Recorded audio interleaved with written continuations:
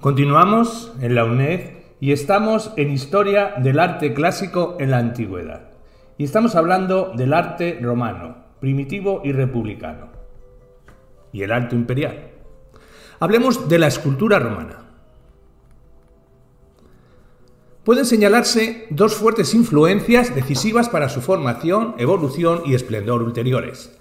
El mundo etrusco asimiló de la escultura griega todas las cuestiones estilísticas de sus distintos periodos, así como el hecho de un acabado policromado. No obstante, Etruria se desmarcó de la tradición griega en el uso de otros materiales. Roma será el territorio donde confluirán ambas tendencias, que determinarán el origen de su creación escultórica, pero de las que progresivamente se irá distanciando en la búsqueda de un estilo adecuado a su diferente situación sociopolítica. De la influencia griega diremos que es tan grande que algunos historiadores designan el periodo como grecorromano. Y es que de la escultura griega se asimilaron prácticamente todos sus rasgos característicos, como sería el modo de representar el cuerpo humano y sus proporciones, la estética del mismo y la forma de manifestar estas representaciones tanto temática como narrativamente. También en lo material estará presente Grecia, pues hacía el cambio de era los materiales típicamente etruscos.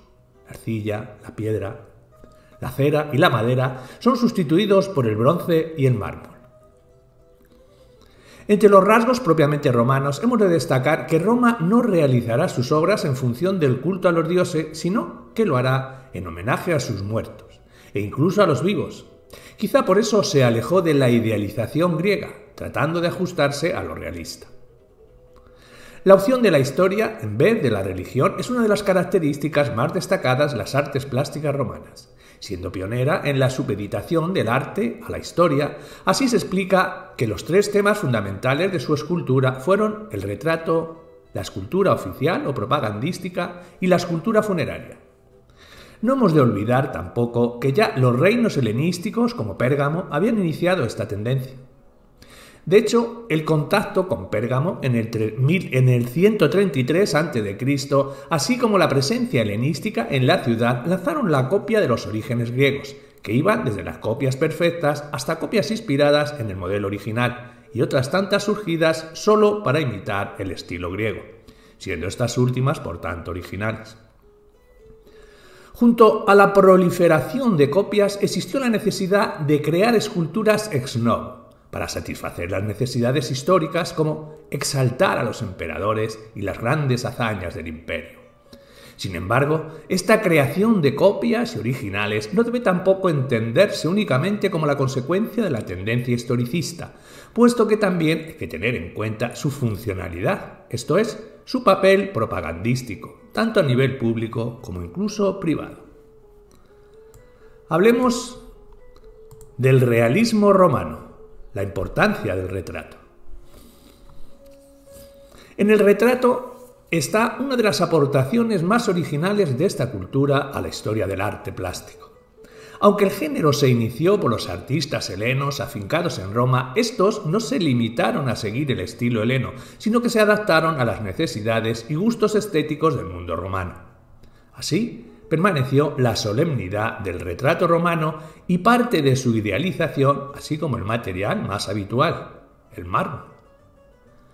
Pero junto a esto se incorporó el interés por la objetividad y la veracidad en la representación fisionómica, interés que respondía a la perfección de los valores romanos en alza, la importancia concedida a la historia y el pensamiento individualista aristotélico.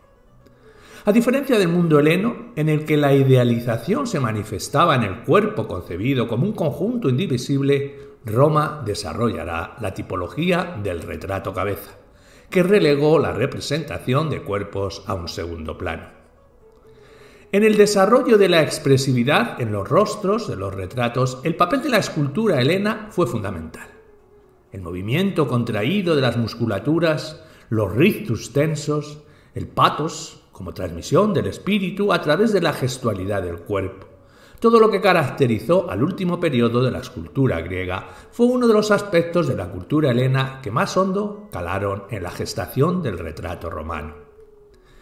Pero el arte romano encontró en su propia tradición puntos de referencia, como en los Imagines Maiorum, máscaras funerarias caracterizadas por su gran realismo, y realizadas tras la muerte de un personaje noble, para ser colocadas en los nichos de su vivienda y solían ser de cera o a veces de yeso. Hablemos del retrato en la Roma republicana, del 509 al 27 a.C. De antes del siglo I a.C. no se han conservado retratos más que por referencias escritas. Es en este siglo cuando eclosionan estas obras anónimas en las que se aprecia la influencia etrusca y griega, así como los rasgos ya característicos del retrato romano. El patricio, con máscaras de sus antepasados, los Imagines Maiorum, enlaza precisamente con sus antecedentes, aunque de cuerpo entero se aprecia el realismo romano en sus facciones particulares. Otro retrato de cuerpo entero es el conocido como el Il Arignatore, el orador. Al juzgar por su inscripción en etrusco, fue hecho en un taller de esa región y muestra a un patricio que, aunque individualizado por su rigidez, da una sensación alejada de un rostro real. Heredada de la tradición helenística, es una escultura de un militar desconocido, llamada el Mariscal de Tívoli, puesto que más que romana parece griega. Distinto es el caso del retrato conocido como el viejo Torlonia, en el 70 a.C., donde se representan las facciones con todo su verismo, en este caso crudeza, como así lo harán otros tantos retratos de este siglo. Hablemos del retrato imperial. A partir del reinado de Augusto comienza el periodo del llamado clasicismo, caracterizado por la síntesis de la tradición y los nuevos valores.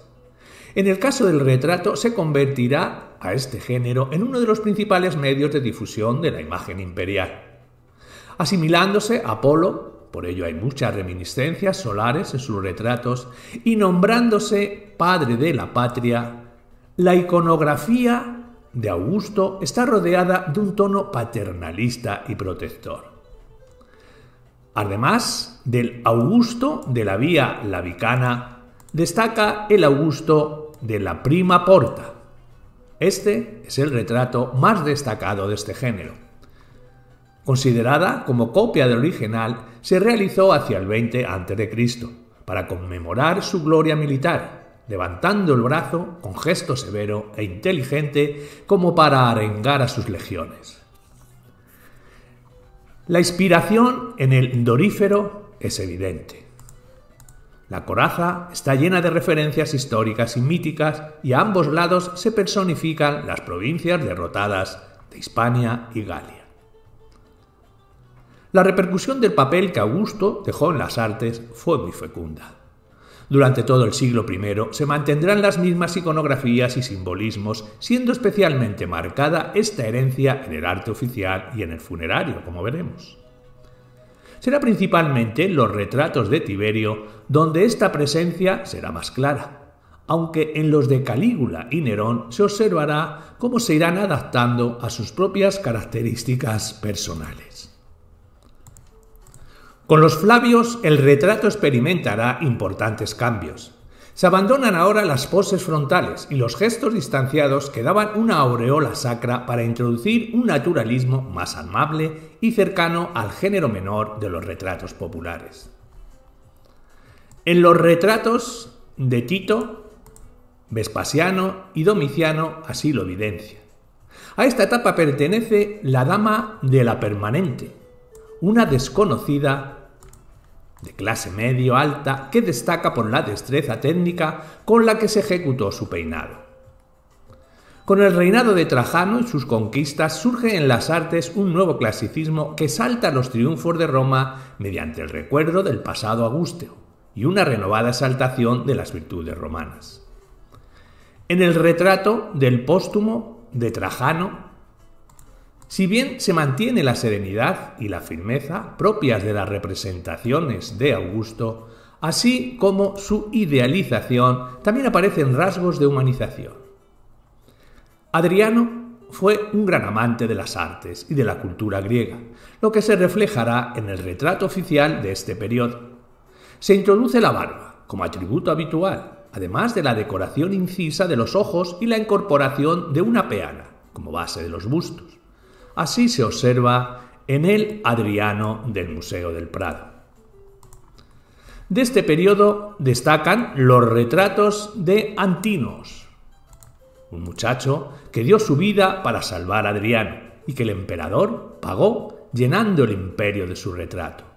De rostro imberbe y de proporciones clásicas, evidencia la influencia griega, pero también deja apreciar un rasgo romano: la impresión de la melancolía trágica propia de su destino que se lee en sus facciones. La época antonina fue un punto de culminación en el retrato de los avances flavios. Los rostros son suaves y contrastan con la violencia y el claroscuro en la concepción y el desarrollo de las cabelleras. Destaca el retrato de Antonio el Piadoso en el British Museum. De Marco Aurelio se conservan muchos retratos que reflejan sus etapas vitales. Destacan los de su madurez, como la estatua ecuestre en bronce del Capitolio, salvada de las fundiciones medievales por haberse confundido con la de Constantino. Tras los Severos, donde el retrato continuó la línea barroca antonina, aunque introduciendo la dramatización, siguió la anarquía militar, en la que se volverá a la representación exacta y temporal de las fisonomías, acentuando en ellas una agitación y preocupación interior consecuencia de su tiempo. Con Constantino, el retrato alcanza su mayor expresión, destacando el deseo de exageración facial con unos inmensos ojos de mirada fija, como se ve en la cabeza del coloso de Constantino, el cual preludía, por otra parte, las representaciones bizantinas. Esta corriente bizantinizante convivirá con un renacimiento clásico, bajo Teodosio, hasta la decadencia cultural romana y el fin de los retratos.